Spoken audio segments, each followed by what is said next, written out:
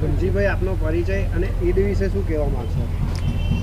રમજાન માસ એક પવિત્ર તહેવાર છે અમારો મુસ્લિમ સમાજનો, જેમાં વડોદરા શહેર તેમજ દુનિયાભરના લોકો રમજાન માસમાં રોજો રાખી અને અલ્લાહની ઇબાદત કરતા હોય છે.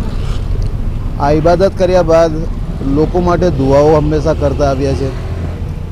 અત્યારે હાલ તમે જોઈ રહ્યા છો કે ભાઈ ઈરાન, ઇઝરાયલ અને અમેરિકા વચ્ચે જે યુદ્ધ ચાલી રહ્યું છે, ત્યાંના લોકો ઘણા બધા હેરાન પરેશાન છે. કેટલાક લોકોના મૃત્યુ પામ્યા છે. આ બધાને લઈને ભારત દેશના અંદર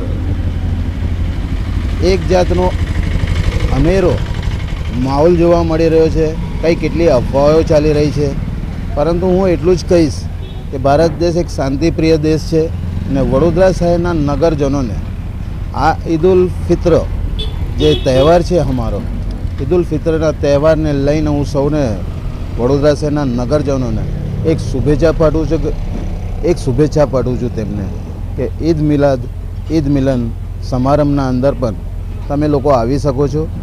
ઈદના બીજા દિવસે વડોદરા શહેરના યાકુતપુરા ચરોતર હોલની બાજુમાં ઈદ મિલન સમારંભનો એક કાર્યક્રમ રાખ્યો છે. તેમાં સૌને આવવા આમંત્રણ આપું છું.